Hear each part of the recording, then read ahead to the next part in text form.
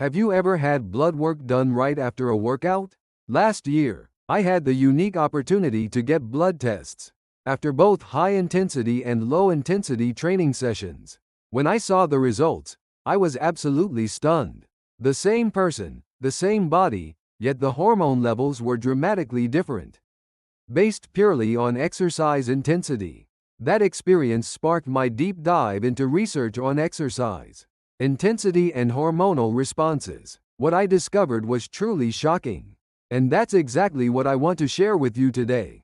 We're talking about the dramatic differences in testosterone and growth hormone, based on how hard you push yourself during exercise. Let me start with a groundbreaking study from the Norwegian School of Sports Sciences. This research followed 420 healthy adults aged 25 to 45 for 12 weeks. Participants were divided into 3 groups. High-intensity training at 85% maximum heart rate 3 times per week. Low-intensity exercise at 60 to 70% maximum heart rate 5 times per week. And a control group with no structured exercise. The blood test results after 12 weeks were absolutely remarkable. The high-intensity group showed an average 42% increase in testosterone levels and a staggering 180% rise in growth hormone. Meanwhile, the low-intensity group managed only an 18% testosterone increase and a 65% growth hormone boost. Same time commitment to exercise, yet dramatically different hormonal outcomes. But here's where it gets even more fascinating. When researchers measured acute hormonal responses within 1 hour post-exercise, the differences became even more pronounced. High-intensity training triggered growth hormone spikes up to 450% above baseline, while low-intensity exercise produced only modest 150% increases. Why do these dramatic differences occur? The key lies in exercise stress intensity.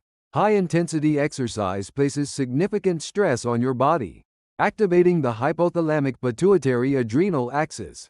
This triggers massive releases of anabolic hormones, like testosterone and growth hormone, as your body responds to the challenge. Testosterone shows a particularly strong correlation with resistance training intensity. Research from the German Sport University Cologne demonstrates that working at 85% of your one representative maximum maximizes testosterone release. Conversely, training below 60% of your maximum produces significantly blunted testosterone responses. Growth hormone displays even more interesting patterns. After high-intensity interval training, growth hormone remains elevated for 24 hours straight. Following low-intensity cardio, however, levels return to baseline within 2 to 3 hours.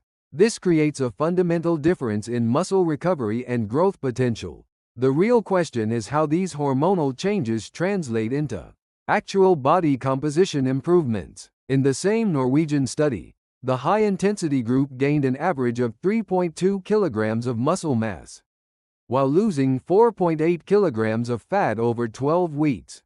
The low-intensity group managed only 1.4 kilograms of muscle gain and 2.1 kilograms of fat loss. Perhaps most striking was the time investment difference. The high-intensity group trained just 90 minutes per week total, while the low-intensity group exercised 250 minutes weekly. Less time invested, dramatically superior results, all due to hormonal responses. However, there's a crucial caveat here. More intensity isn't always better. Excessive high-intensity training can actually spike cortisol levels, suppressing testosterone production. Research from McMaster University in Canada shows that training high-intensity more than 5 times per week can lead to overtraining syndrome, actually decreasing testosterone levels. What constitutes optimal high-intensity training? Most research suggests 2 to 3 sessions per week, lasting 20 to 30 minutes each, with at least 48 hours recovery between sessions. This frequency maximizes hormonal benefits while preventing overtraining. Exercise selection also matters tremendously for hormonal responses. Compound movements like squats, deadlifts, and bench presses trigger far more powerful hormonal reactions than isolation exercises. Lower body exercises particularly excel at boosting testosterone, likely because the legs contain your body's largest muscle groups. Age significantly impacts hormonal responsiveness to exercise. People in their 20s and early 30s show the most dramatic hormonal responses to high-intensity training. From the 40s onward, responses gradually diminish, though they certainly don't disappear entirely. For men over 40, testosterone naturally declines 1 to 2% annually. However, consistent high-intensity training can slow, or even reverse this decline. A 5-year study from the University of Sydney found that men who maintained high-intensity exercise after age 45 actually increased their testosterone by 0.3% annually. Women also benefit significantly from high-intensity training, though their hormonal profiles differ. While women produce about 1/10 the testosterone of men, their growth hormone responses often match or exceed those of men. Female hormonal responses also vary, with menstrual cycles being strongest immediately after menstruation through ovulation. Nutrition plays a crucial role in exercise-induced hormonal responses. Pre-workout carbohydrates can actually suppress growth hormone release, while post-workout protein enhances both growth hormone and testosterone production. Whey protein, rich in leucine, appears most effective for this purpose. Micronutrients like zinc, magnesium, and vitamin D are essential for optimal hormonal function.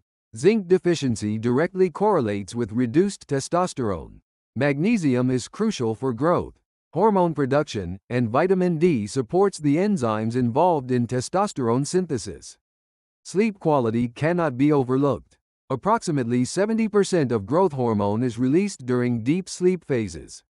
No matter how perfectly you train, inadequate sleep will severely compromise your hormonal benefits. Aim for at least 7 hours of quality sleep nightly. Stress management is equally important. Chronic stress elevates cortisol, which suppresses both testosterone and growth hormone.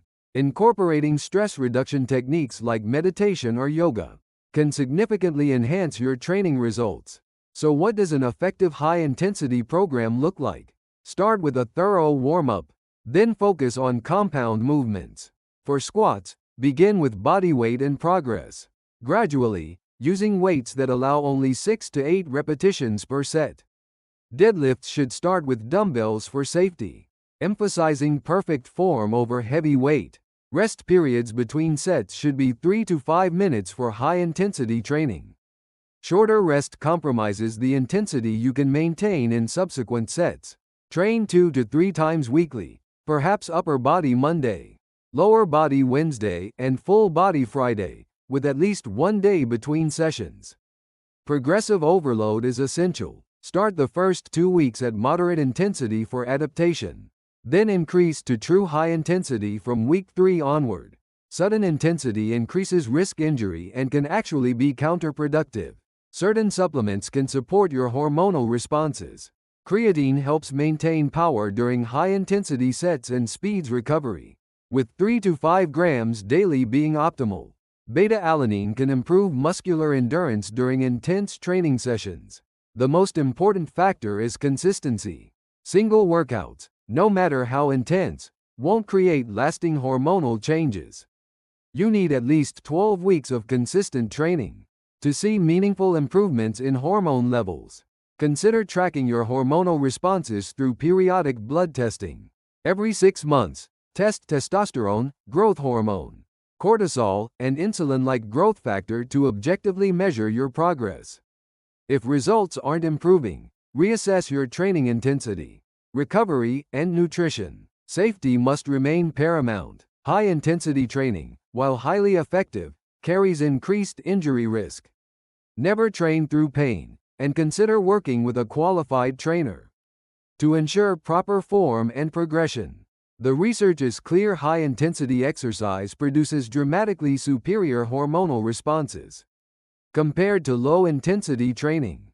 With proper programming, adequate recovery, and consistent application, you can harness these powerful hormonal changes to transform your physique and health. Within weeks of implementing these strategies, you'll likely notice increased energy, better sleep quality, improved mood, and enhanced recovery. The hormonal benefits of high-intensity training extend far beyond muscle building, influencing virtually every aspect of your health and vitality. Your body has an incredible capacity to adapt and improve, regardless of your starting point or age. The key is understanding how to trigger the right hormonal responses through intelligent, intense training. Start today, be consistent, and prepare to be amazed by what your body can achieve.